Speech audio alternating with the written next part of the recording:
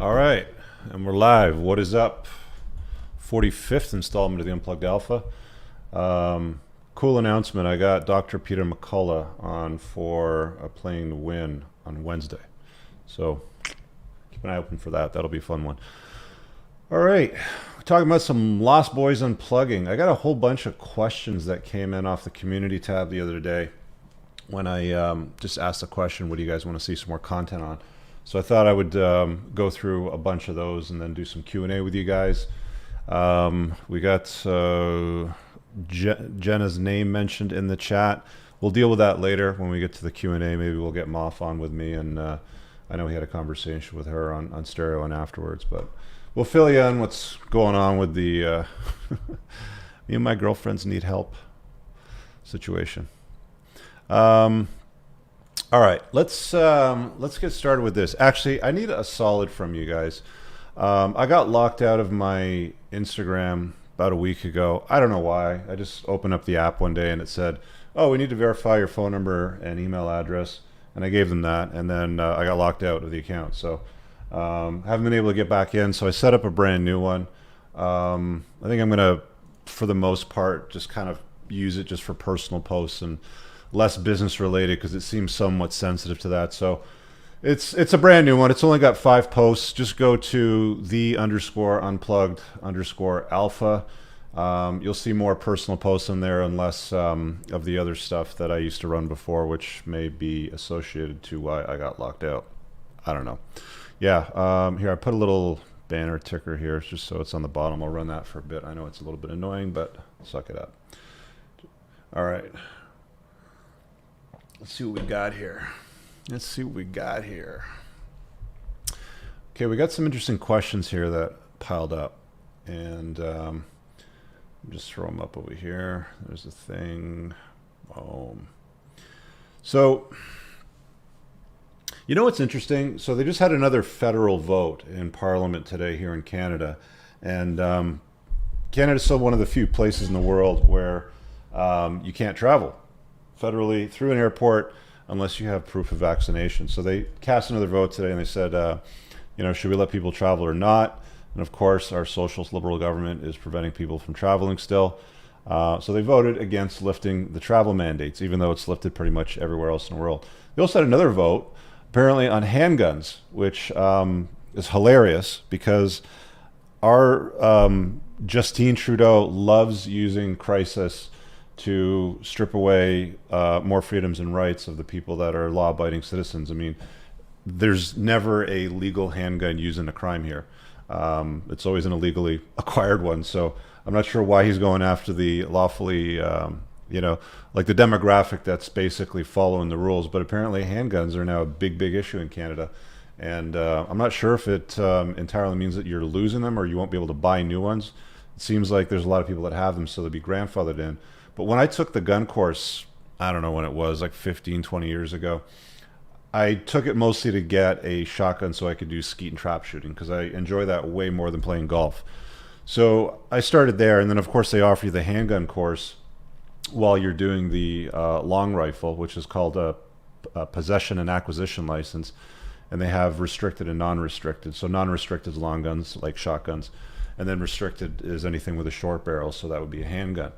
And the rules and regulations on owning a handgun in Canada, they're just stupid. Like, you can't use them for self-defense.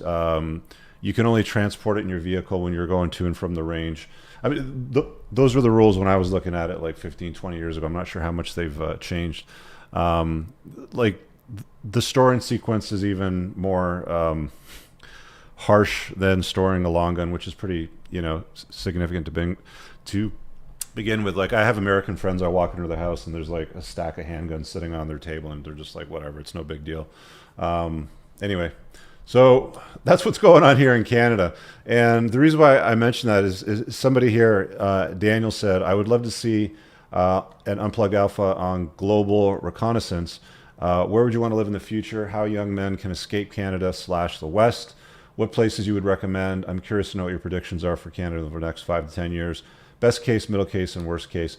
So funny thing is, I have a private chat going on right now on Signal with some of the more senior members of my community. And there's one guy in there that's from Ireland, and I've had lunch with him, and he's like, yeah, I came here to, because I was expecting a better life, and I'm watching what's happening. And he's like, I'm not that interested. Another guy from communist China, not a big fan either. So, to say that there's problems going on in Canada and the West is an understatement. The U.S. is probably a little bit better. I mean, if I had the ability to maneuver down there right now, I'd probably pick something rural in a state where they've got a lot more freedom than the more liberal, left-leaning, pronoun crowd states. Lower taxes, more freedoms, state level stuff happens there that you don't get at the provincial level in Canada. But to be honest with you, I don't think a permanent residence would be ideal. I think you want to have the ability to move around, because things change very quickly. Like a few years ago when we had this beer bug pandemic, we didn't know what was going to go on, which governments were going to lock down and which governments were going to be more flexible. We had no idea, but we saw what happened. And if you were a man of many countries with many passports and many, access to many different residences, you might have set yourself up in a place that all of a sudden became obvious was a shit place to be. And because you've got 2 or 3 or 4 passports, you have the ability to maneuver, you have contacts in other countries in the world, then you can pick up and move very, very quickly because you're agile. So I think it's something that you should be looking for. Less, like this guy's asking, where would you live? What are your predictions? Best case, middle case, worst case. I don't have a crystal ball. It's not like I don't make predictions, even though people seem to think I make predictions. People think I make all kinds of predictions, but I've never overtly stated, oh yeah, this is going to happen. So as far as like best case, middle case, worst case, it's on the decline. That's all you need to know. And my advice to you is not like pick a state or a province or a country. Try to set yourself up in a way where you're mobile. One of my fantasies, if you will, like one of my plans is I'm planning on getting a sailboat and being a man of the seas. Whether I execute, I don't know. I've never lived on a sailboat. I've been talking to Dwayne, the guy that I did the Playing to Win episodes on, the guy that's on the sailboat, who was talking about his divorce, and now he's in Greece and he's doing charters for it. By the way, reach out to him. He said he's still got slots available, so just DM him on Instagram. I think it's Grateful Travel. So I've got to go through all those motions still, to figure it out. And when I do, then I'll be closer to making that decision. But a sailboat where I can just pick up the anchor and say, fuck it, this country sucks, I'm going to go over here. Have Starlink access flying over above you in satellites so you can still do what you're doing. You can still work. I can still create videos. I could do podcast. I could legitimately do a podcast on an Atlantic crossing with the right connection, if that's possible. I don't know. So my recommendation is be more mobile, have the ability to maneuver, have multiple passports. Because, by the way, you don't own your passports. The government does. So if at any given time they say, well, you're not vaccinated and we don't like how you live your life and your social credit's too low, so we're going to take away your passport, are you just going to be at the whim of the government? You're going to be fucked. So your best bet is to have multiple passports as well. So it's not where to go or any of those things. If you want to go on reconnaissance and see what's out there, go out and do it. But yeah, you definitely want to prep. Which brings me to the next one. This guy Thomas said, how a single man with no kids can find his tribe online and in real life to network and create a social circle of strong, like-minded men. I'm just going to sit here and stare at the camera for a minute because I feel like every show I talk about this, and it's always the same answer.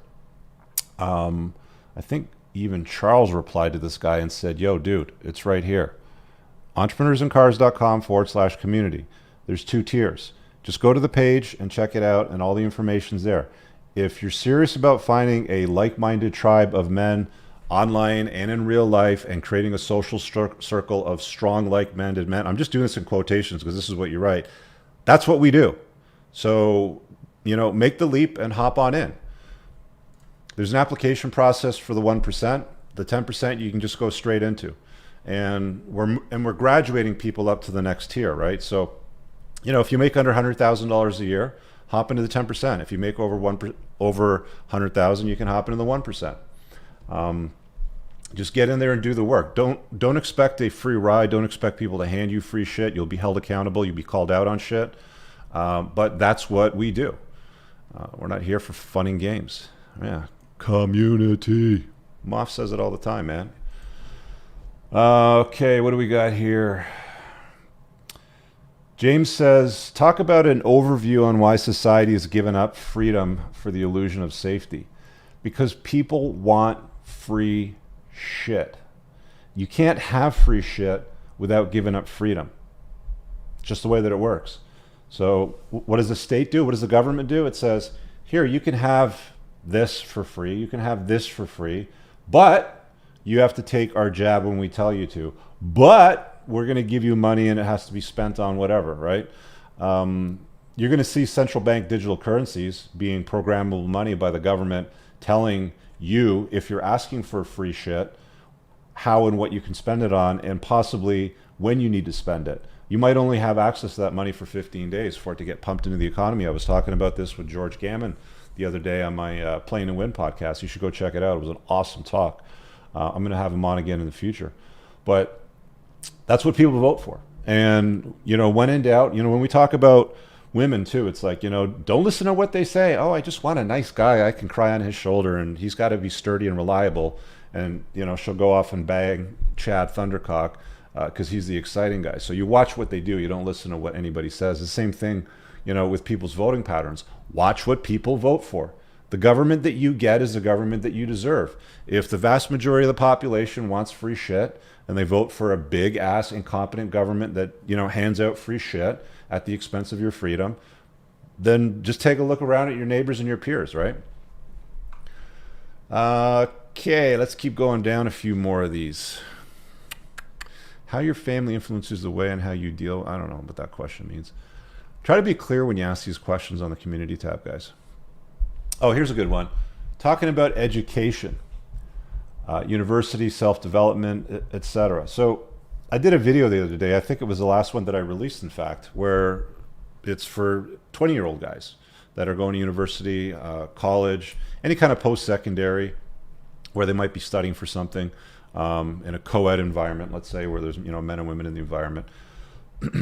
The importance of education isn't as significant as it used to be, even when I was a kid. Like, if I'm being honest, even when I was a kid, the importance placed on getting a college degree or a university degree was insignificant. Today, even more so, if I'm being honest. You should never let school get in the way of your education. I want you to listen to me say it again. Never let school get in the way of your education. And I'll tell you what I did. The last, I think I had 6 months left of college, and my dad was starting up this business, and he had this sales road trip that he needed to do. I was a young man at that point, right? So he said, look, I'm going to do this trip. I think you're going to learn something from it, but you're going to have to take time out of school, college, at the time, to get through it. And I'll tell you what, in the 4 days I was on the road doing sales calls to different customers that he was setting up, doing some business with, and the social aspects of it and the travel aspects of it and the meeting and the boardroom and all that stuff. And I'm a young man wearing a suit that doesn't really fit me properly, watching what's going on, with these people. I learned more in that 4 days than I did in 2 years sitting in a classroom.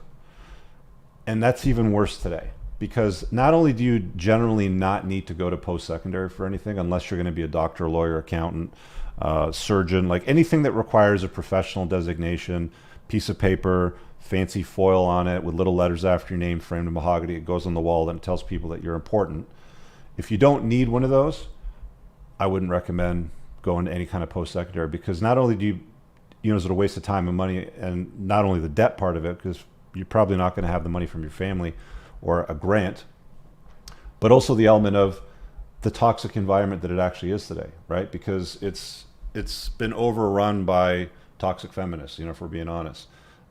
If you go back and watch that video that I did the other day for a friend, these kids are dealing with things that I never had to deal with when I was in school. Our biggest problem then was like, well, does she like me? Because I just want to get the girls out.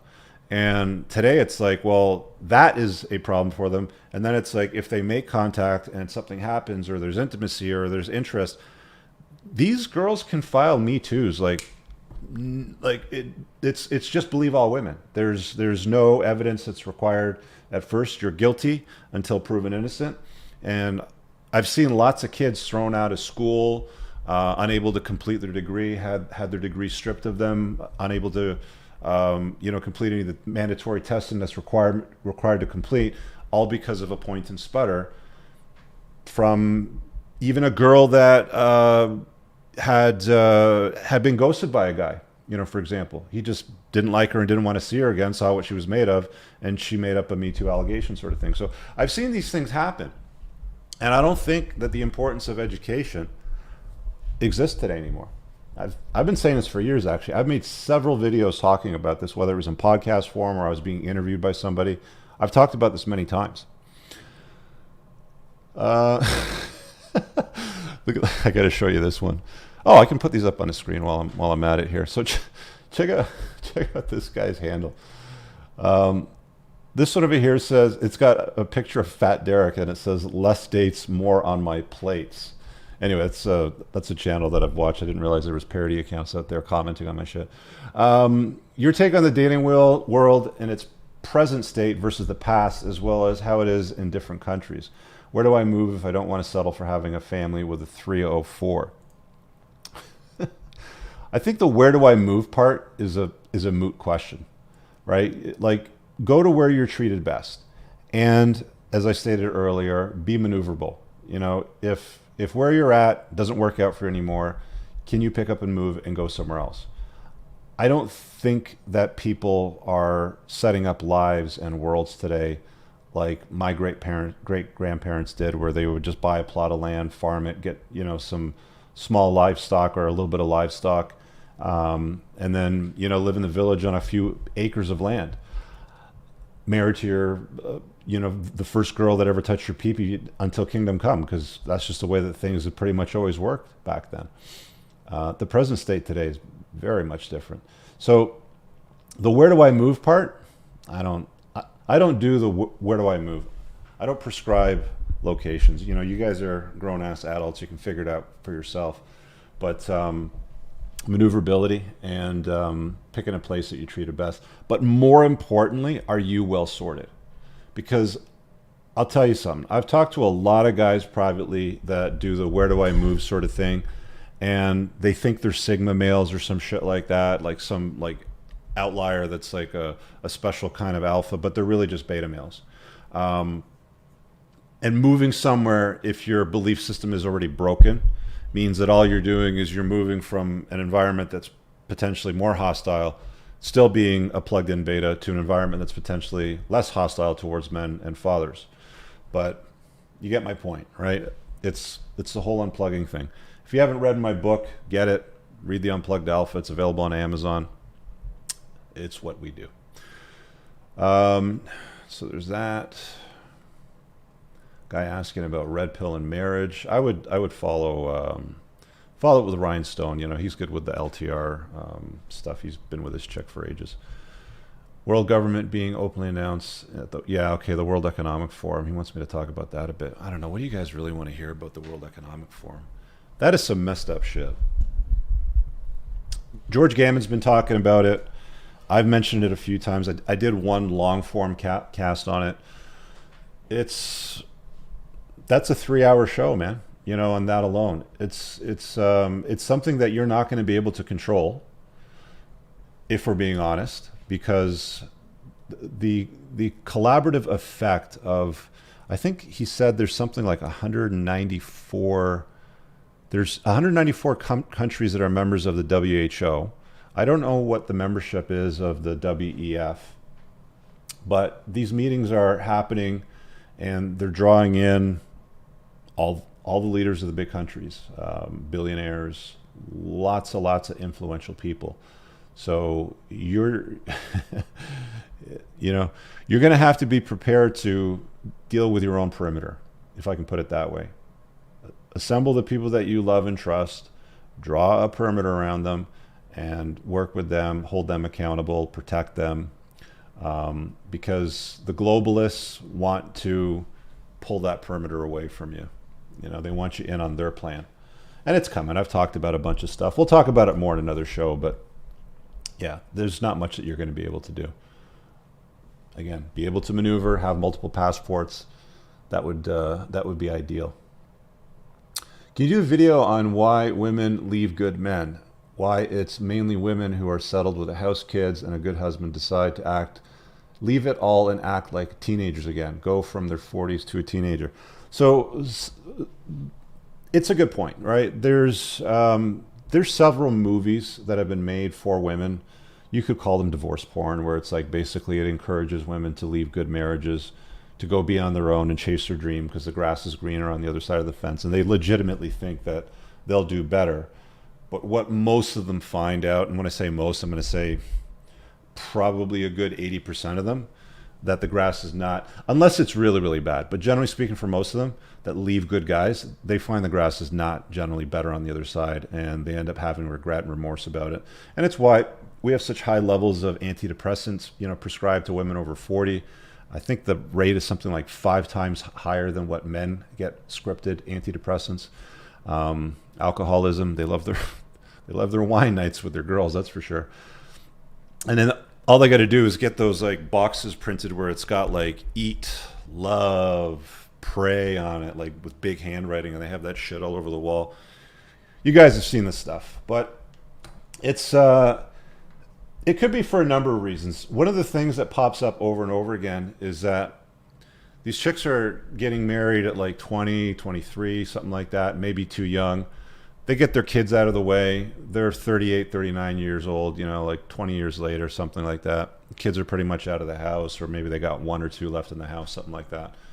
And they just see their friends getting divorced, and they see all these shows shown to them. Sex and the City was a big one, right? 4 middle-aged women that thought that they were the cat's ass running around New York City. Sorry, not running around, slamming their way around New York City.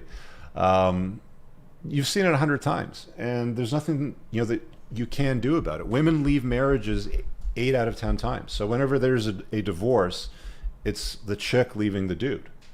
Why do they do it? Because they can. They're motivated contractually in family law to benefit, to break the union.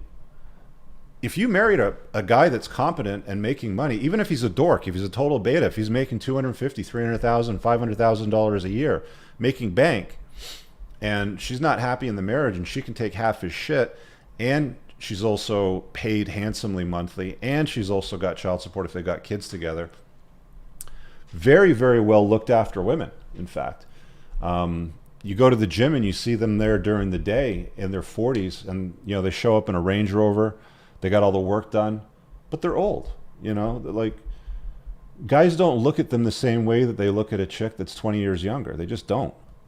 There's nothing you're never going to get away from that. So it's somewhat of a delusion. Some of them do get upgrades. Some of them leave like a total loser, or maybe they were the breadwinner and it cost them some money to get out of the marriage. But for the most part, that's how it rolls.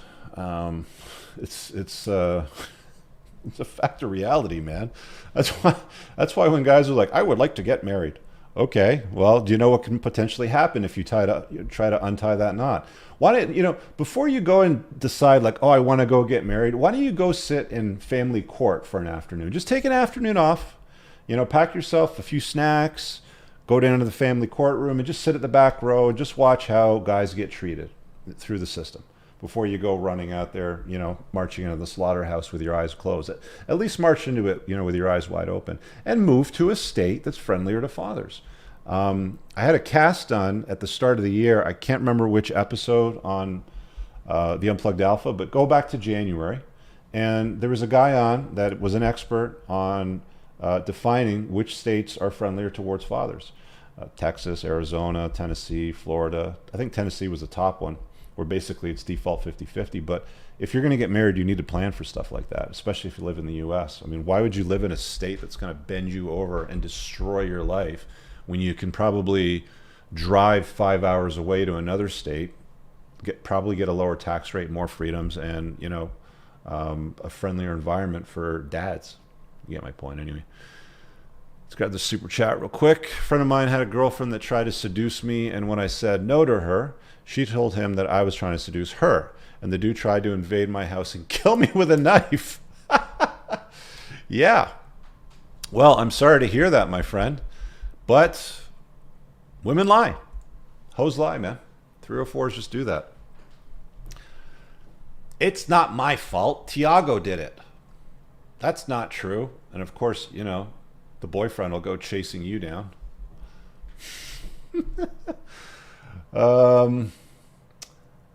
Optimizing the single man's life. That would be an interesting topic. An interesting detail. I was dating her sister. Yeah. Date her sister. Absolutely. Why not?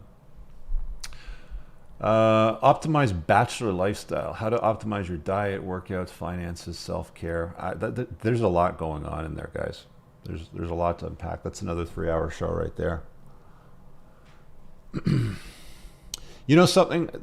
I've not been using the gym for the last year. I got tired of the, oh, you have to wear a mask. You don't have to wear a mask. Oh, there's a capacity limit in the gym. There's no capacity limit. Oh, the sauna's closed. You can't use that. And it's just, I just said, fuck it. All right. Oh, and then they wanted you vaccinated or to show proof of vaccination at some point to use the gym. I was just like, fuck it. So I just worked out at home. I've got a rack in the basement. I go to the dojo. It's not run by a pussy. You know, I can work out and do boxing over there. And they've got some weight, so I still train.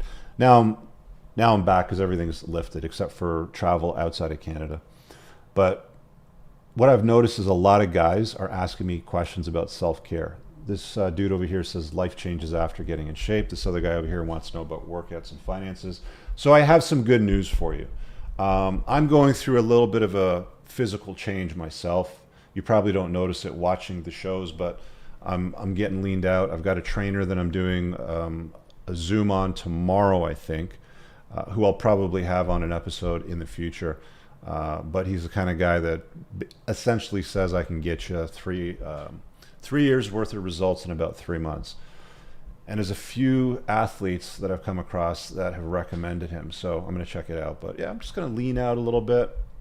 I don't need any more muscle. I'm fucking too old to carry too much muscle. It's not healthy when you're older to be big and jacked. You're better off being a little more lean.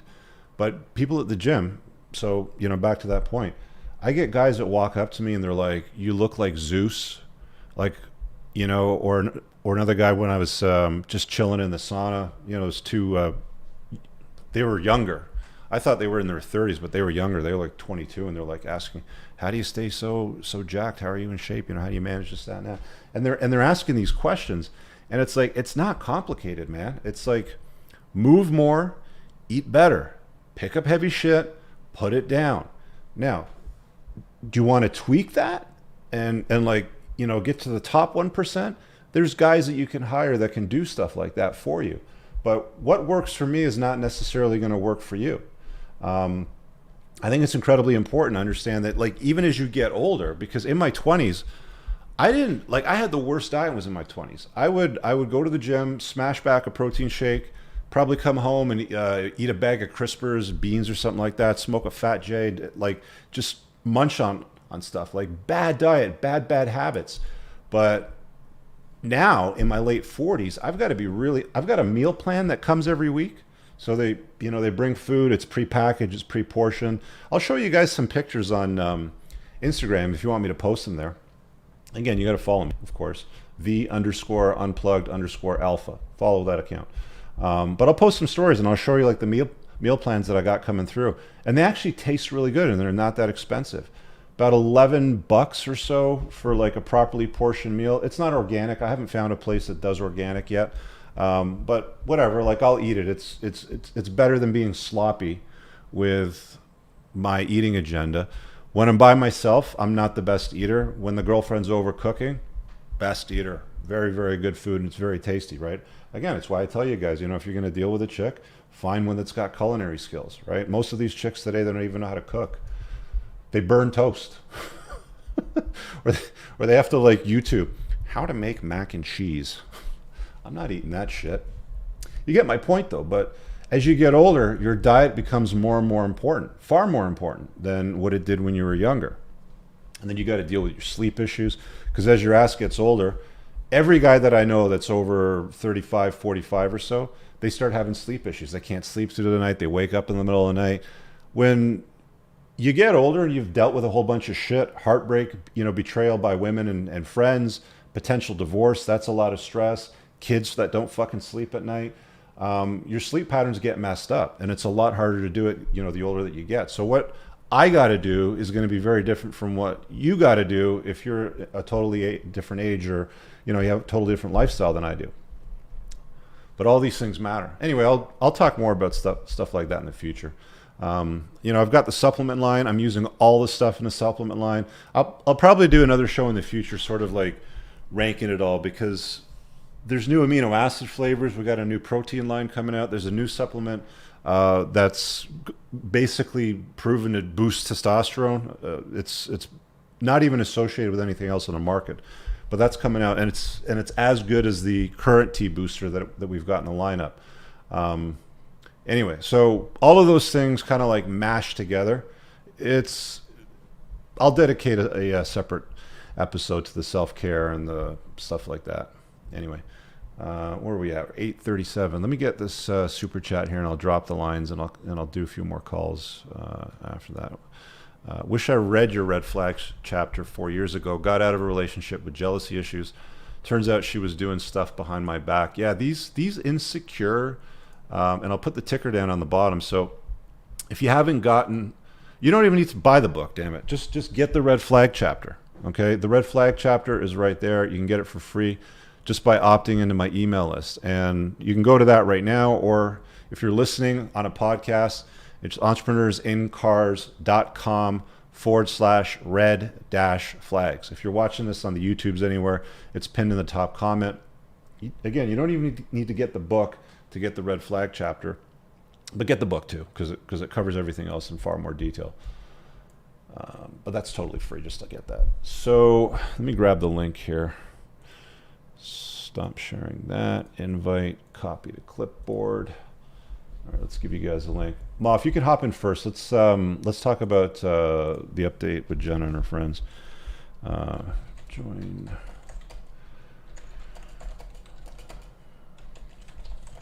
live. And what I'll do is I'll pin this to the top of YouTube. So if you're watching this somewhere else, the Twitters, the Twatches, the Facebooks of the world, come over to YouTube. It's the only place that I drop the join link, and I'll pin that to the top. And that's a streamer. Actually, let me get my earphones in while you guys are getting yours in and getting yourself connected. I'm going to just run a quick ad reel here for you guys. Pay a few of the bills. Oh, why isn't that not muted? There we go. There we go. Simple, easy peasy. All right, just check this out. Stay tuned. We'll see you back in 2 minutes. This episode is brought to you by the Unplugged Alpha Supplement Line, Grondike Soap Company, and Chad's Face Scrub. Brothers, if you're like me and you take what you put in your body seriously, you'll want to use the Unplugged Alpha Supplement Line. An obsession with absorption is what sets this line apart from the others. You want to make sure you absorb as much of the supplements as possible so you don't end up peeing out expensive urine. My supplement line is made in the United States from the highest quality domestic ingredients, and unlike cheap supplements from China and plastic bottles, mine ship in dark glass bottles to keep your supplements fresher, longer, and won't seep endocrine-disrupting plastics into your supplements. Nothing is a hard tablet. Everything is an easily digested, bioavailable capsule. You can filter all products by their various categories, including testosterone support, estrogen metabolism, fat burning, immune health, sleep support, and performance. Visit theunpluggedalpha.com/shop and use the subscribe and save option to get 10% off your supplement orders, or just use coupon code ALPHA10 for 10% off a one-time order to try it out. Men, I use Tactical Soap and God of War beard oil every day. Tactical Soap is a handmade product made in the United States from ingredients you can actually pronounce, not conventional endocrine-lowering toiletry chemicals. Both the soap and beard oils are infused with bioidentical pheromones that are designed by a clinical psychologist and pheromone expert to maximize attractiveness to the opposite sex. Visit coopersoap.com and get 10% off your order today. Gentlemen, my go-to face scrub to keep this manly face clean and clear is Chad's. Again, it's incredibly important to me to only use products with all natural ingredients without nasty chemicals that disrupt male hormone levels or convert to estrogen in your body. And unlike watery scrubs that slip between your fingers, this thick face scrub with black lava sand gives you powerful results in one go. Visit getchads.com and you'll be redirected to the Amazon store. You'll get 10% off when you use coupon code GETCHADS10. You can find all the links I've just mentioned pinned below in the top YouTube comment. If you want to learn more about why I endorse these natural products to my audience, search on my YouTube channel for an episode I did with Dr. Anthony J titled Playing to Win number 21, How Estrogenics Make You Fat, Sick, and Infertile with Dr. Anthony J. Let's get on with the show. There we go. Just doing a little stretch. Oh, by the way, it's there's a promotion on with Chads, which ends today. 25% off. So if you go to getchads.com today, I believe it's the Memorial Day weekend in the United States, there's a promotion on which knocks off 25%. So check that out. Let's grab Moff into the house. Moff, you're too small, buddy. There you go. Never that. There you go. What's happening? Let's catch people up on what happened with Jenna, because she came on the other week and she wanted to talk about her and her girlfriends who all purportedly are having a very difficult time with dudes, and they're all perfect. You know, they do Pilates, they're hot. You know, we heard the update and all that. So at the end of the show, I invited her to bring her friends on and chop it up and see what we could do to be useful. And she also went on your show on Stereo afterwards, and you're on every night after this, so you guys know where to find Moth, but we'll mention it again towards the end. So what happened on the show? Because she emailed me and said that they are not willing to come on. So it's funny because we actually spoke a couple of times last week. So we did 3 different conversations. We had the one right after the show. We had one on Tuesday with a couple of girls that I know from Stereo and Renegade Wingman. And then she and I did just a solo partner show on Thursday, I think, which was a nightmare. But anybody can go back and listen to those. So, I think part of it is you can really let stuff fly on Stereo. There's not a lot of censorship. There's not a lot of, you can really kind of go at it. It's a lesser known platform. So, and I tend to grill people a little more. And I have, I think, a little less patience than you do when it comes to, and you've done this a lot, obviously a lot more than I have and for a lot longer. But if you even go back to, I think it was a couple Mondays ago when we had a couple women call in, Anastasia. And if you go back and watch the clips when I'm asking her questions and it's giving me really roundabout answers, you can see how annoyed I am. And it was a carbon copy of that with Jenna. I mean, look, the talking points are the same. There's a lot of roundabout answers. It's a lot of, talking about very small, specific examples and having the exceptions be the rule. So yeah, I don't think that her friends would be able to handle it. I don't think that they're as good looking or as valuable as she says or thinks they are. Yeah, so that's something that I thought about afterwards. She was basically saying something along the lines of her girlfriends were only finding nerds, dorks, incompetent men, guys that have never read a book before, right? There was no comment on whether or not they were fit or not, but we know that women only date up, like they don't date down. So if they're dealing with what, we called losers at the time, then that means that they're basically threes. Yeah, I mean, it's funny because this is something I was thinking about as well, is the idea of, people only ever talk about MGTOWs and men that are now. I tend to think MGTOWs are men sent their own way, because essentially when a guy goes MGTOW, it's because he's not gotten the results he wants from the women he actually wants. So he's essentially said, okay, well, I'm never going to get the one. It's not that he doesn't want those women anymore. He just made a conscious decision to stop playing the game. Fine, but let's call it what it is. If you could, you would. Now, those guys get branded as incels and losers and black pill and this and that, but you've got women that are sent their own way as well. So women that want. I don't think they've been sent their own way though, which is interesting.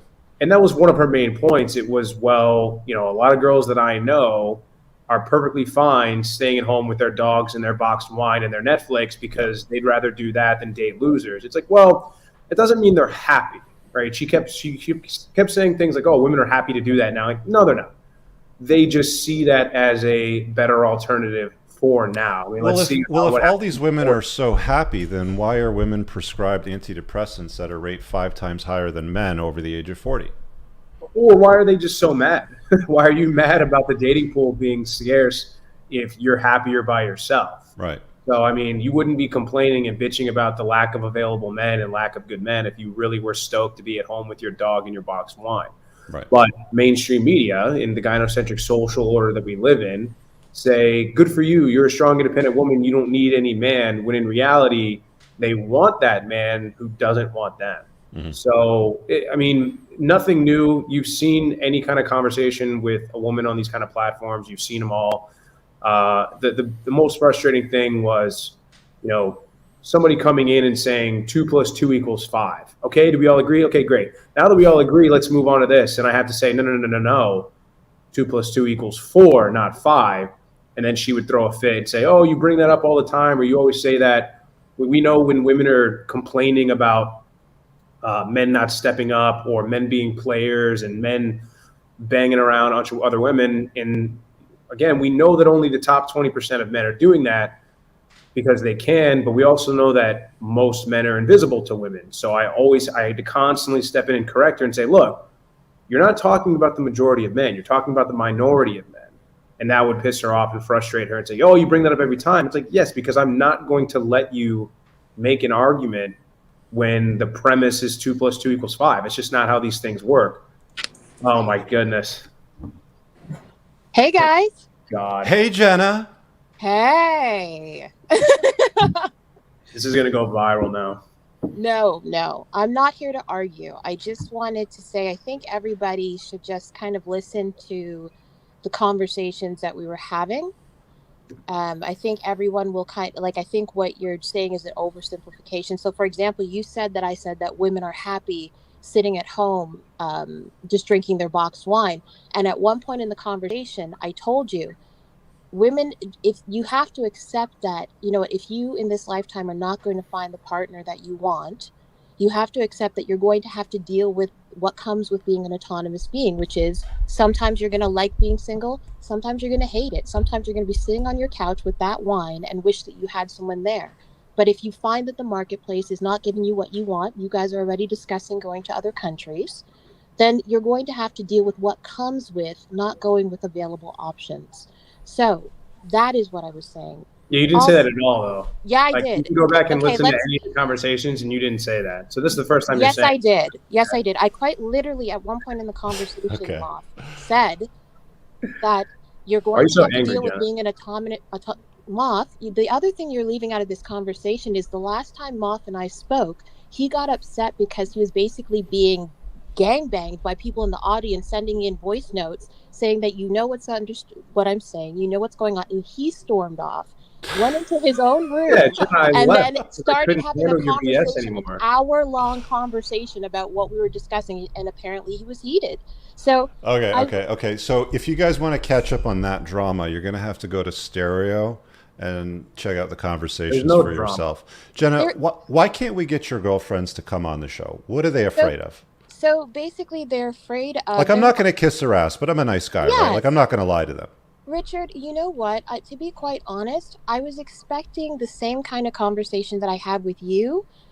I was expecting that when I went over to Stereo to have the conversation with Moth. And at one point in the conversation, I asked him, I said, what is the point of this conversation? Because, like, you know, and I said it multiple times, the alpha males that I grew up with, they don't do a lot of negotiating or discussing or debating with women. So I'm trying to figure out, if we're having this conversation, is this about a solution? What solution are we going to be having? And he said at one point, oh, this is just for entertainment value. So we're going to bicker for entertainment value? Is that what we're doing? I wouldn't call it bickering. I would call it a discussion and a debate. Well, what part of the solution confuses you, though, Jenna? Because, I mean, like, I've talked about the same concepts over and over again. People ask, you know, different questions, but they all very similar to stuff that I've dealt with before, right? Like there's probably only 10 or 15 real questions that keeps popping up. So I've already kind of dealt with the solutions for my audience as it stands. So what part of that is confusing though to you and the girls? There's not. Okay, so here's the other thing. It's about delivery. There's nothing that you say, Rich, that I don't really understand or disagree with. At one point, I flat out said, ladies, we're too fat. Like a culture where the women are size 16 is unacceptable. It's unattractive. And you're not going to force men to find this attractive. And you also know that it's unattractive because half of you, if not all of you, are having sex with the lights off. So stop it. But when we have this conversation, I haven't had sex with the lights off my entire life. The lights are always on. you see what I mean? When I go to work, the lights are on.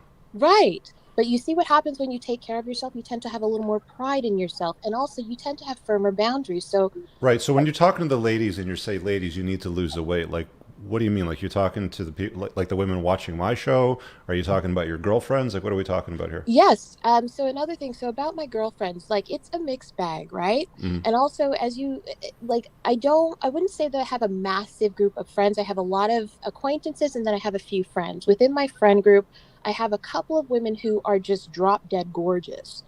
And like literally just look like they should be on a runway somewhere. Well, by your subjective standards. Yeah, but No. I'm like, guys, if we're all using the standard that, a non-pregnant Adriana Lima is hot, a Megan Fox is hot, that is the standard. I'm using Sports Illustrated as the standard, not this new fat girl, whatever. Got it. But I also have some girls in the group who are gelatinous. And I have tried to speak to them. I've tried, and I have these conversations. Which ones are complaining about dating the shitty men? The gelatinous ones or the Megan Fox ones? Here's the funny thing. The gelatinous ones are actually having an easier time with men because most guys will stick their whatever in anything. So the hotter ones aren't even getting approached. So you'll see. So the hot ones are saying that they're dealing with loser guys.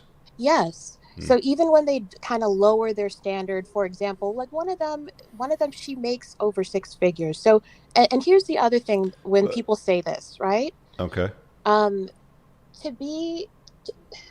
Natural beauty is a wonderful thing. And one of the things that I've said to the guys, I even said it in the conversation with Moth. If you want a lower cost of living and you want women who are naturally beautiful, usually you find... Can I just pause you there for a sec? I just Sure. want to go back to something that you said, because you opened with she makes 6 figures and then you went on to beauty. But what part of 6 figures is going to appeal to men? Right. It has nothing, it doesn't appeal to you guys at all. The point I was trying to make about beauty is that women who tend to make a lot of money tend to spend money on beauty in a different way than women who don't really have a lot of money, right? So we tend to gauge it by, listen, I go and I get my nails manicured every 2 weeks. I get facials every 2 weeks, plus gym membership, laser hair removal, waxing, that's how we pile up our value when it comes to dating. We go, what is it costing me to be beautiful? And what is it costing me to put effort into myself? And why wouldn't I want a person who does the same thing? That's what I mean. So how old are these Megan Fox Sports Illustrated girls? They're all on the younger side. So they're all 20. One is, I don't remember her age. I think she's like 25, 26. Another one is 31. The other one I don't remember. I'm thinking there's something missing here, Jenna. There's something missing, because if you're describing a 25-year-old hot girl, what's the problem? There's lots of, like, is this chick in Toronto? Yes. Yeah, there's lots of like tall, fit, rich, funny, competent, captivating men in Toronto. Yeah, but the same thing with being a hot woman. It's the same thing as being a hot man. It's almost a dime a dozen now.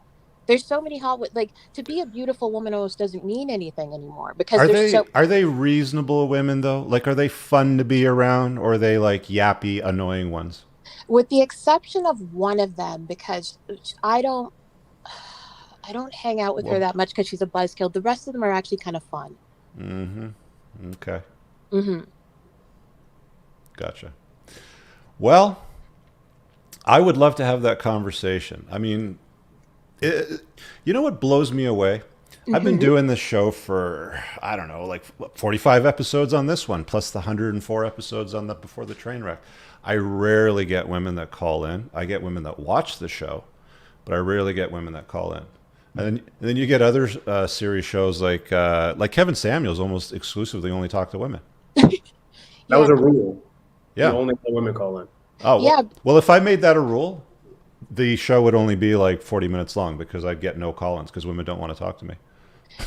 Yeah, well, I actually, part of the last conversation that I had with Moff, so basically what happened is, and again, if you listen to the conversations, even though I disagreed with things that he was saying, I never once personally attacked him. I never once kind of went for the jugular and implied that he was worthless or he didn't have the credentials to be speaking. And Moff, you did do that. You did do that. You flat out said to me, "Did you even graduate from college?" That's not what I said. And then, you can go back yes, and listen to you the did. recording if you want, Jenna. I asked you if you had a college degree. Oh, okay. So, and then semantics. That's his other thing. And then Yeah, the but other there you thing go. he If you said, make stuff up, at least get it right. okay. So, do you see the kind of Here's the hostility? thing. Here's the thing. Look, we had 2 conversations before that. You were on for me and Jaron for 2.5 hours on Monday after the show. Then we did another conversation the night after, and then you called me on Wednesday twice to try to get me to talk to you on stereo again, and I was busy. And then I gave you a third try where it was just about. So, like, don't position this as if we had one conversation and I jumped down your throat. I never said that. This was hours long.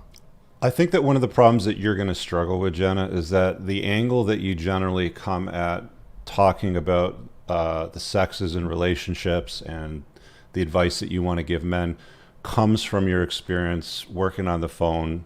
What do you do on the phone again? You're like a sex call-in line or something like that? Yeah. And phone sex line? Yeah. So like all of these nerds are like calling you up because they want like the attention of a woman. You've got the sultry voice knocked out of the park, which is perfect for what you're doing. And then you listen to these guys like unload their shit on you. Probably, right? You know, talking about their shit lives or the wives that won't bang them or the girlfriend they can never get over. Am I right? Yes, I do listen to that, of course, but Yeah. that's not the only place that I'm hearing it. And then also, I would really encourage everyone to listen to the conversation. I believe wholeheartedly that one of the big issues that I have with both genders is just a lack of decorum. I can disagree with a man and not rip his head off and tell him that he's worthless and a piece of shit or a worthless human being. I didn't feel that kind of respect when I was talking to Moff. When I was talking to I didn't say any of those words or anything of the sort. See, here's what you guys, do. I need you guys to listen this- to the actual conversation where Moff All right. actually Did I implies. say you're worthless? Did I say you're a piece I of didn't shit? say that I didn't say that you said that. I said that you were implying that that basically I'm uneducated, and then you also said. I said, well, I think at one point in conversation we were saying something, and I said, Moff, I wouldn't date you, and you go, yeah, you're too old for me anyway. You Like, are. what is this? Like, what are these little childish digs? What do you want from me? What do you mean? What do I want from you? All right. Basically, You're the one that's supposed to be an alpha male, Moff. How is it that I Jenna, can why are you talk- getting so emotional right now? Relax. All right, You're now the we're one that's now we're turned going off. for the ad hom attacks. Let's Jenna, cool your jets. You know, Moff, thank you for filling in. Why you gotta go and do this shit to me, man? Dude, I saw her in like the green room, so I'm like, all right, I'll bring her in because she was listening. I figured, what the hell. No. All right. Anyway. I think she likes you, dude. Honestly, No. I think you guys make a cute couple. Never in a million years. I'll dig up the picture that she sent and I'll send it over to you if you want. All right. Then we'll make the You connection. do that. We'll Jenna, see. I will say this publicly on this forum. I have no beef with Jenna. I don't think she and I are going to ever see eye to eye on things. Yeah, you won't. Yeah. Again, we're coming from 2 different separate places. She wants to throw ad hominems out and attack my character and all that, and that's fine. She totally can. That's okay. All right, no problem. I'm going to get to some of these call-ins, and let me catch up with the super chats. Thanks, Muff. Later. All right, and yeah, he'll be on stereo afterwards. Just look up Moff on stereo, and he does the after show with Jaron. Let's see what we got here. Thank you, Rich, for everything you're doing. Anytime, bro. Anytime. Where is the other one? Did I lose it? No. I sense tension. Moff and Jen should go out. Woo! Moff and Jenna sitting in a tree. Kissing. You want me to keep going? I'll stop. Just messing with you. All right. If you guys want to call in, the link's there. Let me grab Rahul. Rahul? Am I doing that right? Oh, it's a surprise. All right. What can I do Eric, for you, my man? I recently read the book you recommended, Sex at Dawn, Mm-hmm. but it contradicts most of your thoughts. I need a clarification about that. What? About Okay. notch counts, jealousy, Mm-hmm. those things. I need a clarification about that. All right. Ask away, man. You read the book. I'm here for you. Yeah. I need a clarification about that notch count. You said in one of your video, promiscuity ruins women, those things. But the book contradicts to those things. That's why I called you. How does it contradict? Explain. Because I mean, You say, if you're selecting for mother stock, you don't want a promiscuous woman. But at the yeah. same time, men and women are promiscuous. So if you want to date or spin plates, then there's a different way to handle that. Okay. And a woman gets jealous for different reasons. Men get jealous for different reasons. Okay. And You what about say, that? but the book contradicts to those things. How does it contradict it? Yes, the jealousy is not a thing. It's not there in prehistoric time. Men and women back. So you're taking everything that Chris Ryan wrote literally, and then you're taking everything that I've written literally, and you're going to find that there's going to be overlap, there's going to be agreements, and there's going to be disagreements. Yeah. I don't agree with right. everything in somebody else's book if I recommend it. Um, I'm not telling you to go out and let dudes start banging your wife like Chris Ryan does. I don't even know if he's still married to that chick. But he wrote that book with his wife at the time. Right?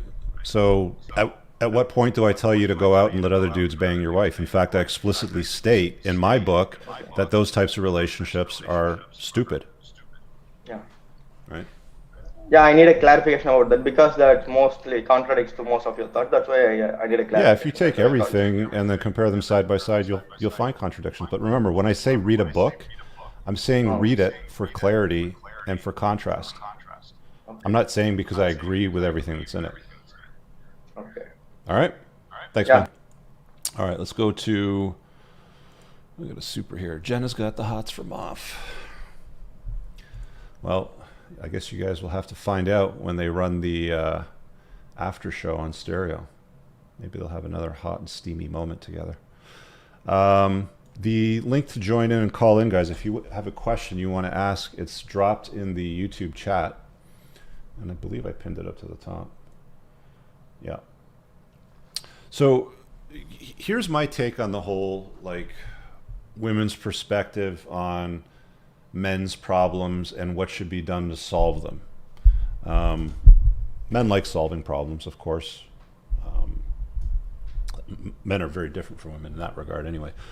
But one of the problems that you will see, and it's happening already, is that you're going to see more women move into men's spaces that weren't previously there. And these men should not allow a man's space to be invaded in that way. So now you're seeing women telling guys what women want in relationships and dating and marriages and how to get what you want in a marriage sort of stuff. And I'll be honest, you know, like, I think when somebody mentions what channel would you recommend to women the most, I'd probably say Suzanne Venker, I think is her name. But then you see these women offering advice to men, you know, a la Jenna, a la, you know, the ones that you're seeing show up in the Mana Swamp now. They have, I don't know why, but they have, again, I don't know why they're permitted, but they have a total disconnect with the reality that men need to deal with. So it's really just lips and tits, you know. It just boils down to getting eyeballs on the show. I mean, if I had two girls in my background here, in like Swedish bikini models, sort of like from the Hawaiian Tropic era, you guys would be tuning in to every single one of my show. I'd have 7,000 live views, and you'd be super chatting the shit out of me, right? Because that's the sort of gravitas that you get with that. And women have been used to that their entire life. It's all about me, you know, look at me, you know, post something, make sure I get enough likes. If I don't get enough likes, I got to delete it, sort of thing. So it's just like, you know, you're going to deal with it. And for the most part, most guys will just go on about it. You know, they'll just be all about it. Oh, like if you go to the comments, I bet if you went to go look at comments right now, you'd see like dudes literally simping for these thoughts, you know, these 304s in the comments, validating them and giving them the attention they want, but they're not actually providing use, right? What's going on here? Moff saying there's no spaces for women. The manosphere, also the manosphere.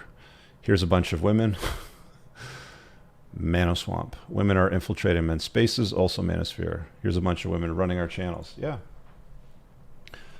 Honestly, guys, find somebody that has what you want, that has done what you want to do. The real deal, because there's a lot of people that purport to, and you know, hold out an image that isn't aligned with their reality. It's very disconnected, in fact. But yeah, find those guys, and if you like them and you know them and you trust them, then take the advice that they give you. But be very, very careful with who you accept advice from. What do they say about that? Advice is like a form of nostalgia. It's like picking something out of the garbage, wiping off the nasty parts, and then repurposing it and selling it for more than it's worth, sort of thing.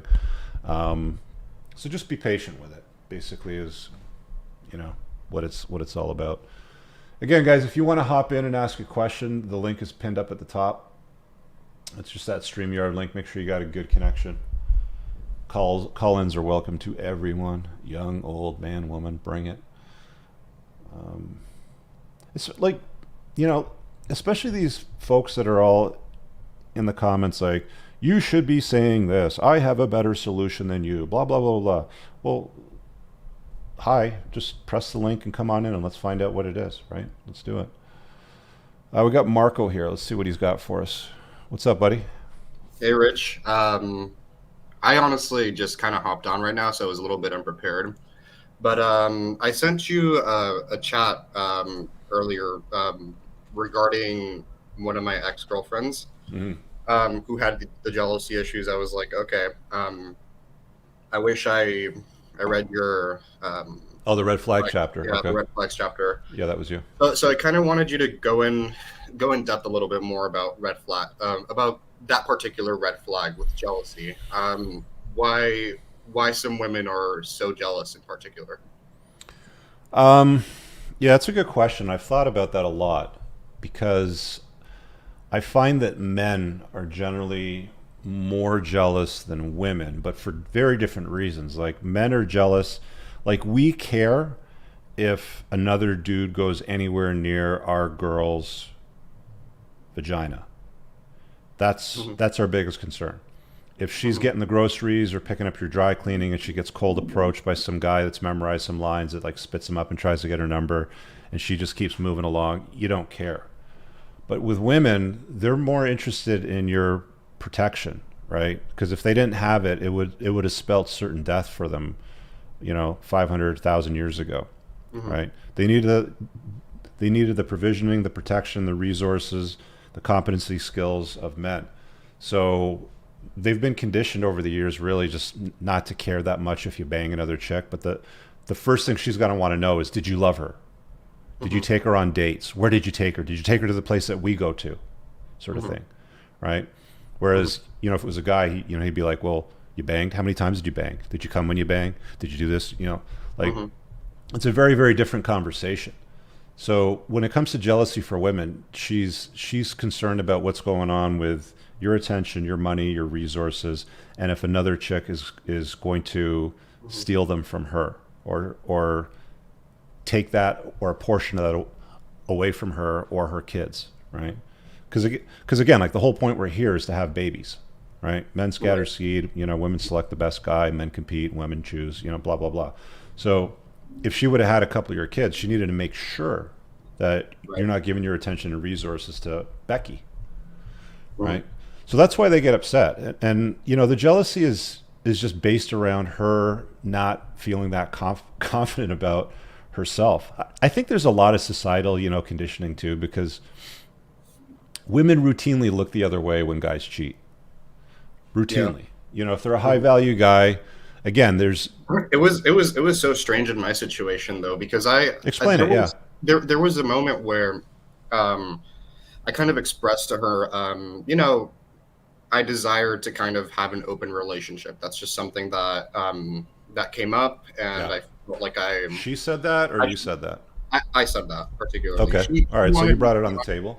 About how I felt. So I told her, and she was actually surprisingly open to it, which is very uncharacteristic of her, because with other things, with other women, she would be like, "Oh, you're getting close to this girl," which, getting close would just mean that I was becoming friends with another girl. So that was a bit of a disconnect in that situation.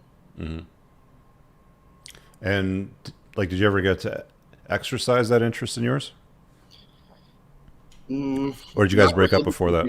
She was open to it in the moment, I think, just to placate me. Yeah. But in reality, deep down, she was just trying to make me feel bad that I even expressed that desire to her. Okay, so it was a shit test then. She was basically like, "Oh yeah, tell me more. Oh, and then how would it work?" And then she basically took it all and tried to flip it around and be like, "See, this is why you're such an asshole." You're gonna have three kinds of women. You're gonna have women that'll be okay with it. You're gonna have women that are persuadable, and you're gonna have women that are vehemently opposed to it. I'd say most women are probably opposed to it, right? Yeah. Okay, those are all the questions I had. Thank you very much. All right, man. Thanks. All right. Yeah, those are honestly, with the red flag chapter. And again, if you haven't got it, it's down below. If you're listening to the podcast, entrepreneursandcars.com/red-flags, get it. That's probably one of the ones that I would be least concerned with. Like, I would be more concerned with a violent chick, or a chick that's got serious daddy issues, or who's like a rabid toxic feminist, than a chick that's got jealousy issues. I mean, you can kind of work with the jealousy issues if you've got some skill and you have some game, but you can't really work with like some chick throwing knives at you, like you're darting knives and stuff, like you're fucking Neo from the Matrix and bullets are flying over you and shit. None of that stuff. All right, let's see what Chris has got for us over here. Chris. How are you? Good, man. I actually was not expecting to be on here, but I guess you clicked the link to hop in. Yeah, true. I just thought it was like a podcast on here, so I could just view it from here. All right. But I guess I could. How do you not get stuck into a slippery slope with like having an abundance of women? Like, so your problem is you have too much poon. Yeah, like, and I almost get like distracted. So it's funny. I had Jason Momoa's younger brother call in a few weeks ago, and now I got Chad Thundercock's younger brother Chris calling in, going, "I've got too much poon, and I don't know what to do with it." All right, so what's the problem? I've got a magic wand. I can wave it to solve your problem. What does that look like? Just focusing more on like myself and like how to, because I want to be successful in life, and I want to figure out what I'm good at and figure out what I really love. But it seems like I almost don't even make time for myself, if that's... How old are you? That makes sense. I'm 22. And how many girls you got in rotation? Like 6 right now. And you're banging them all? Yeah. Yeah, dude, if you're spinning 6 plates and you're intimate with all of them on a regular basis, you're never going to get anything done. You're just scattering seed. You're just like... That's all you're doing. Right? I mean, you're going to have to get rid of some of them if you want to allocate some. Like, there's 24 hours in a day, right? You generally sleep 8 of them. You probably eat like an hour and a half of them. You know, you've got your miscellaneous, like, you know, but if you're spending your days with 6 different chicks, you've created your own problem. And then you're like, why do I have this problem? I don't understand. Literally. Actually, let me ask you this. If you were 22 right now, what would you be kind of like doing? What would you be doing right now? Oh, dude, if I could go back and talk to my 22-year-old self, he wouldn't listen probably.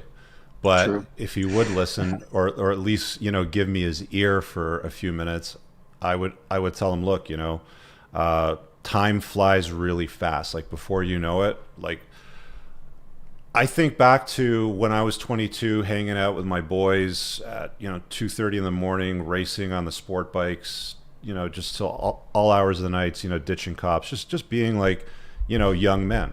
Mhm. And while that was fun, and that feels like that it happened just yesterday, I would have been better off using more of that time making something out of myself, developing more competency skills, figuring out how to make bank sooner, right? So actually, I'm in school and I'm working like a 9 to 5 right now. Mhm.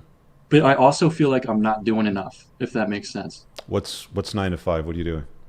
I work on cars at the moment. What do you do? So at like when it's the school year, Mhm. I usually have classes in the morning, and then I go to work at like 3, and then I work till like 9. Okay. I'm just working on cars. So But you're a car mechanic, or like what do they have you doing? I'm a technician, so I'm not certified to do anything, but I essentially know how to do everything. Yeah, so they have you do all the bitch jobs. I remember doing that in high school. That's when we had drum brakes with asbestos on the pads. I'm kind of past that point. I don't really Take do that like shit off, and a cloud of asbestos would go up your face. Yeah, I'm kind of past the bitch point, but like I'm not doing like tires or like oil changes or anything like that. But yeah, like for whatever reason, I feel like I'm not doing enough. Like Yeah, well, you aren't, because Wayne Smith here at 22 was shooting F-14 Tomcats loaded with 1,000-pound bombs off an aircraft carrier. Mhm. Right. So can you be doing more? Fuck yeah, dude. Of course you could. Mhm. Pick But it's something. like what do I do? Like Well, what do you want to do when you're a grown-ass man? Do you want to run a custom car shop? Do you even like working on cars? nah, not really. It's just it's good money right now. Okay, well, here's the difference between you and me. So I figured that out when I was about 15.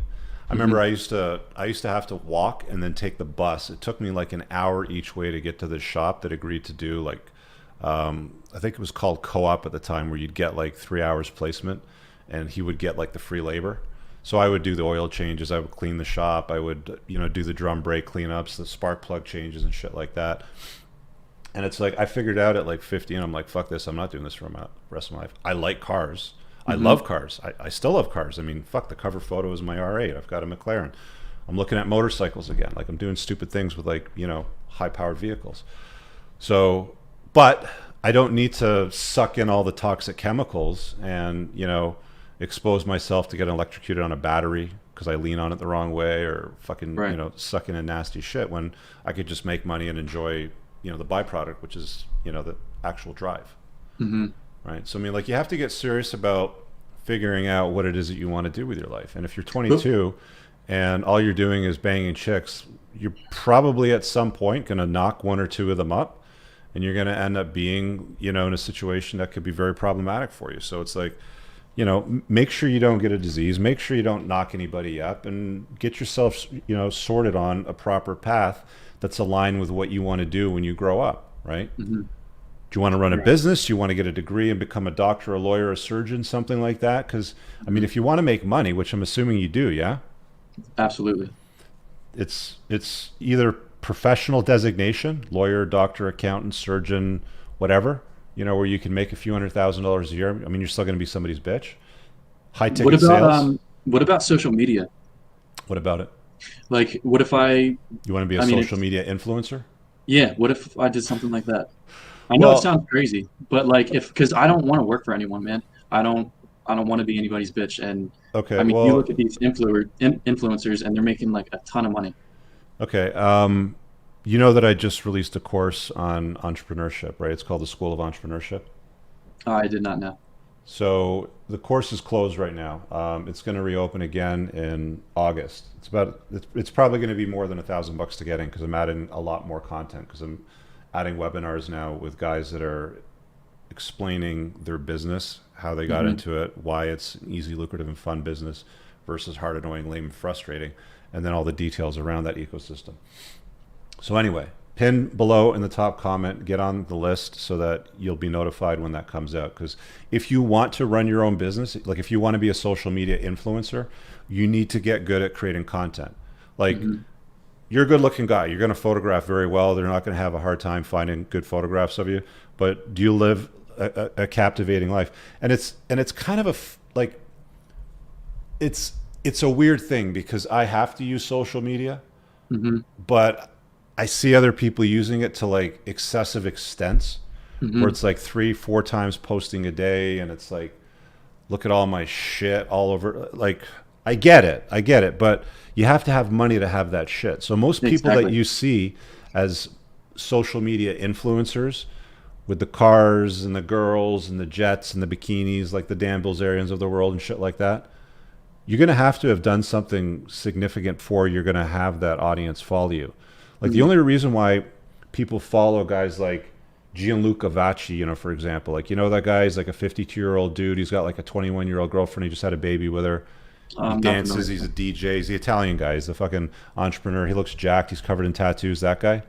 I'm not familiar with him, but He made all of his money before he amassed whatever. Like, he's got an Amazon show now, right? He's got something like 5 million followers. I don't know what the count is, but it's in the millions now, right? I mean, if you want to be that guy, then there's years of work that lead up to that mean that you've got to make some money to have some impact and be influential. Like even the athletes and the movie stars like The Rock, or, you know, if you have like a favorite athlete, you know, that you follow, there was years, like decades of work that led up to them, you know, getting a Instagram following or a social media following into the millions. Is it valuable? Of course it's valuable, because whenever you say, hey guys, check out my new pancake syrup, you know, maybe The Rock will offer like a pancake syrup for his big ass stack of Pancake Day, right? right. People will buy that shit up like it's going out of style, right? So of course it's valuable. Like people pay social media influencers money to place their products. It's mostly the Instagram ass models where they're all like holding a bag of tea and it's Yeah, like, true, look at but my- you know, but now you Those- have like the male TikTokers where, you know, they'll like make videos of themselves dancing and like they'll get like millions of views and they actually make look, like if you want to be a $1,000. dancing monkey for the entertainment of the clubs out there, you can do that. I'm not going to judge you. I'm just not going to watch your shit. There's some funny guys on No, I don't blame you. I TikTok. just want to make money, man. Well, making money is one thing, but making money in a way that you enjoy making money is a totally different level, True. Yeah. right? Anyway, I've given you loads of time, so I your appreciate homework, it. So your homework is, guys, get on the list below for when the School of Entrepreneurship course launches again. You're going to Really want to quick. get in. I just wanted to let you know I did buy your book and I read it. It's really great and helped me. Thank a you. lot. And please, if you've read it, leave a quick review on Amazon. Just let guys I know have. what value you got. Thanks, man. Appreciate it. Good. All right, brother. Thanks. Awesome. Awesome. All right, let's see what else we got here. We got Rod in the house. Let's get Rod in. Yeah, if I could talk to my 21-year-old self, I'd definitely say buy Bitcoin in 2009. Get a shitload of it. Hey, man. What's going on, Rich? What's good? Nice to meet you. Is this too close? No, you're good. You're good. What do you got for me All tonight? right. All right. My question for you is, well, I'm just thinking about fathers in general. So this kind of has a two-part question to it. Yeah. Do you think, because I think you're a father, Mhm. if I will watch you long enough, do you think you have it easier than your dad did? That's interesting. Easier how? Aspects of provision, safety for your family.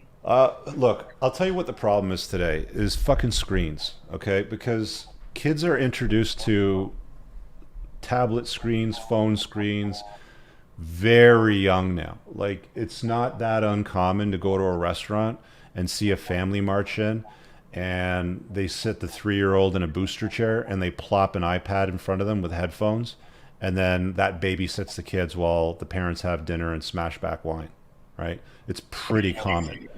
And as kids get older, like 7, 8, 9, 10, and they start having a cell phone, because kids get given them way too early. If you want to learn more on the subject of parenting, Dr. Leonard Sachs wrote great books on it.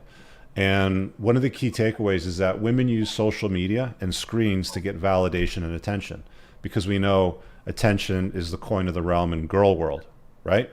We've all heard that said a million times. So what happens if you post a picture and you only get 10 likes? But Becky posts a picture and she gets 307 likes. How does Becky do it? She shows a little more skin, right? And then all of a sudden, girls are now starting to be encouraged and sexualized, hypersexualized at a very young age, where they're encouraged to behave like they see their favorite, you know, icons out there getting all the attention. And if they do the same, they'll get the same. And they figure it out very, very quickly. Boys, on the other hand, use screens mostly for playing video games, 1, and 2, giving away attention. So the attention economy only exists because simps, losers, and nerds that don't have any game, that can't get girls to go out with them, slide into DMs, like the shit out of everything. You're beautiful today, girl, heart emoji, faces, all sort of stuff. Give away money to OnlyFan thoughts. Like, there's no girls giving money to OnlyFan dudes. It doesn't exist. Right.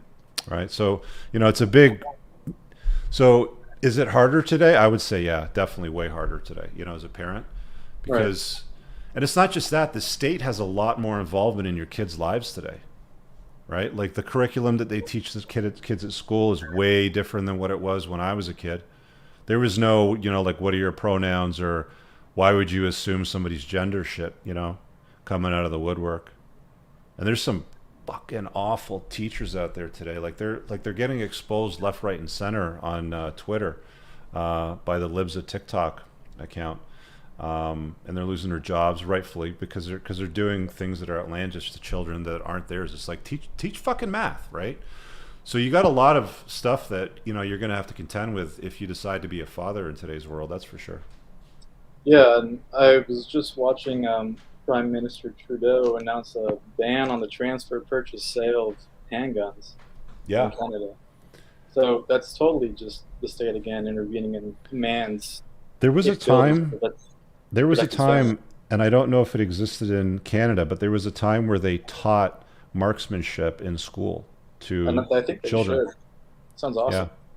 Yeah, even if it's with a bow and arrow or a crossbow or something like that. But they totally discourage any of that now because they want you on their plan of being a little beta bitch, eating their bugs and soy. They don't want you to know how to hunt and get your own food. They don't want you to have competent skills with firearms because they want to control you. And, like a population they can control, it's a lot easier when they don't have firearms, right? Right, totally. So, yeah, that's just one of the things, like, as a father going forward, me, I eventually want to have kids. Everything's, everything I know now is going to be taken away, then totally what's left, what is going to be left. There's not a great argument to have kids anymore today, unfortunately, and I'd be happy to chop this up in a much more longer format if anybody out there wants a further opinion. But there's a lot of tradcon guys out there shilling, and I don't want anyone to use the word shilling, but like selling family, having kids is awesome and great, and I think it can be still, but I think that it's a lot harder today than what it was 20, 30, 40, 50, 100 years ago, definitely, for sure. You have to contend with a lot more stuff, so you better be ready for it. And I'll be honest with you, like, one of the most important skills to have is not just having money, but having competency around being able to make it rain and have bank, and being a leader and being a fucking man, and like all the stuff that comes with that's missing from today. Because women crave it. Like, women want a dude that's like got it together. They just want a guy that gets it. They want a guy that just, it's my old saying, women wait at the finish line and they pick the winners. 100% agree. They don't want to hang out at the start line. They don't want to do the training. They don't want to like coach you and feed you and all that stuff. They just want to wait at the finish line. It's like, oh, he won, I'll pick him. Right? They don't care about your struggles. Might have one follow you along the track, right? And then some do. We'll see someone else just finish and they'll go straight to them. Yeah. Happens that way as well. Yeah. All right, Rod. Thanks, buddy. I'm going to take one more here. We got Archer here. Archer. That's a magnificent beard, Archer. I appreciate it, man. Thank you, too. I don't want to be a buzzkill, man. I really don't. But all right, what do you got? I just, like the guy Chris, no disrespect to him, but like, you listen to the World Economic Forum, and I've seen your videos with George Gammon, and it is quite literally the end of the fucking world. And guys are fucking running around. It's like, oh, she won't call me back. She won't this, she won't that. And I feel like I'm the only one who sees it coming.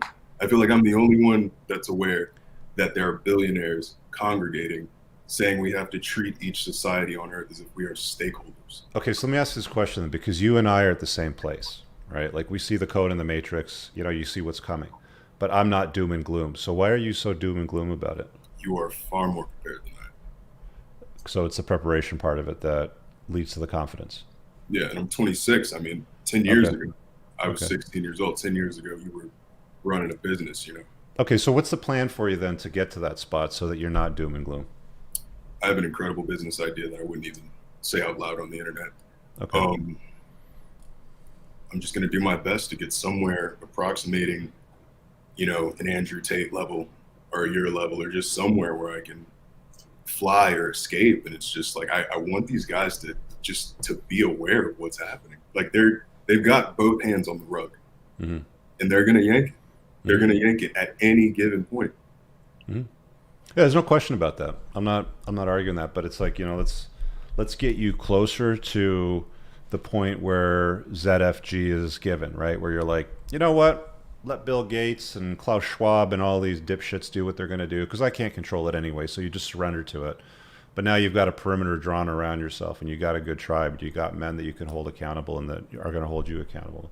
And all those things come with that ecosystem, but you have to get yourself to that point. So now that you've seen the problem, and you've seen it younger than I have, because I didn't see this when I was 26. I didn't. I was busy on motorcycles and with girls. That was it. Yeah. So you've got an advantage now, right? So now it's like put in the time, do the work, and get there. And don't be so doom and gloom about it, man. Like, the thing that you got to understand about mankind, it's going to piss off. He used the word mankind. You know that Justin Trudeau likes to use people kind? Anyway, but mankind has a way of making shit happen, dude. You go back in history and you take a look at a lot of the like monuments that have been created that have been covered up and uncovered, and all the like data that's come out of that. We're gonna find a way out of it, and if we don't, whatever, you know, you live your best life, right? Like, you know, you do what you can, you know, you control what you can, and you just surrender to what you can't control, and then once you can do that, the doom and gloom and the stress and I can't believe other people don't see it, it just starts to lift, right? And it's like, it was a nice day today. The World Economic Forum's doing what the hell it's going to do. I'm like, fuck it. It's like 2 o'clock. I'm going to go for a bike ride, go out and get a nice coffee, sit on a patio. The weather's nice, get a little bit of a tan going on. You see what I'm saying? Yeah,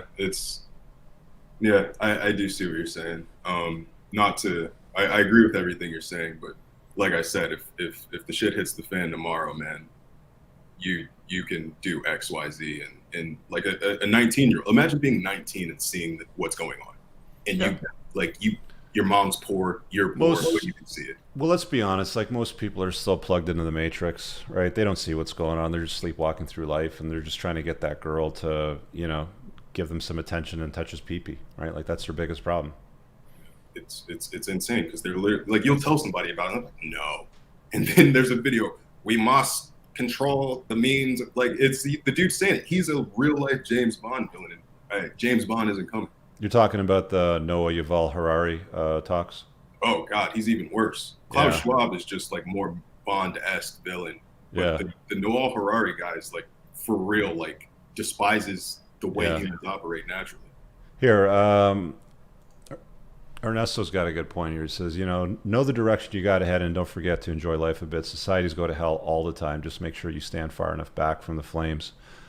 That's it, man. Where would you go? Where would you go if it all goes to hell? Canada, America, England, Europe. If all of it goes to hell, where would you go? Define hell.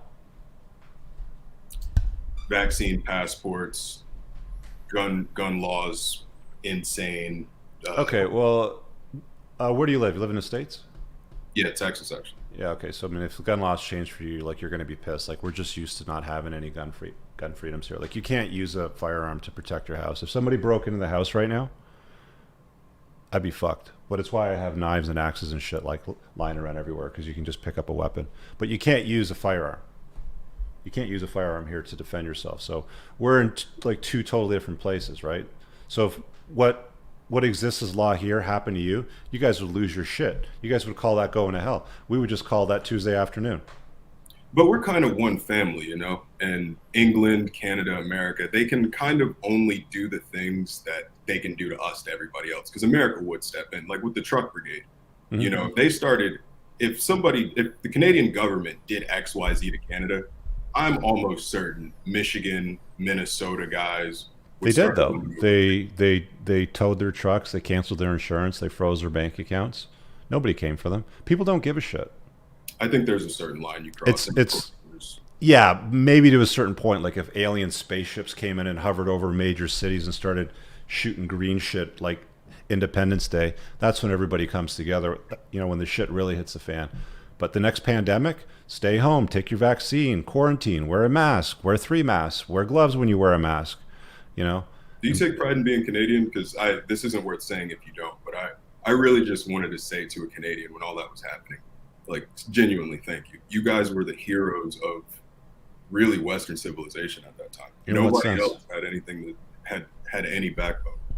Well, in what sense though? Because it didn't change everything that they wanted to change. Because what they wanted to change was the vaccine passports, and the Canadian government, the federal government, just voted today to remain with the necessity of a vaccine passport to travel.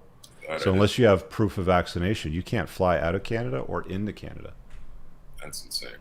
Right? So, you know, like where would you go? It's, you know, it's the same question. Like, where would you go? What would you do? It's the same thing. Have multiple passports, have access to liquid cash, have access to things like gold and silver. Bitcoin's good to have as long as there's an internet. I mean, you can move billions of dollars worth of wealth anywhere in the world just by remembering a few words, right?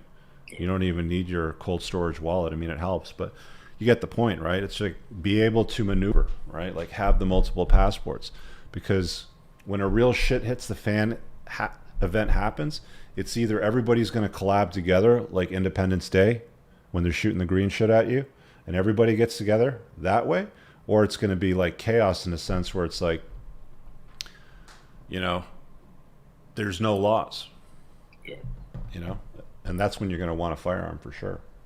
Well, thank you, man. I'm going to go fucking make some money and prepare. All right, man. Do it. Thanks. It's good to have perspectives. Good conversations tonight. Some good call-ins, man. Thank you. Appreciate that. Some of those will get clipped out. If you guys are not following the Clips channel, go check it out. Nick says, Archer, I feel you, bro. I lost $175,000 a year business. I had a truck driving interstate, all gone due to vaccine mandates. Yeah. It is what it is, man. So we're at the 90-minute-ish mark.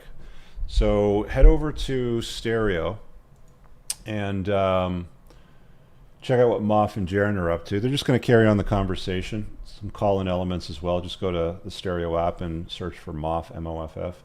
Reminder, I've got Dr. Peter McCullough coming on Wednesday at 3:30. The event's created. I shared it on the community tab. If you have a question you want me to ask him, go drop it over there. Make sure you hit the like, comment below for the algorithms, and see you guys in the next video. Have an awesome night. Peace out.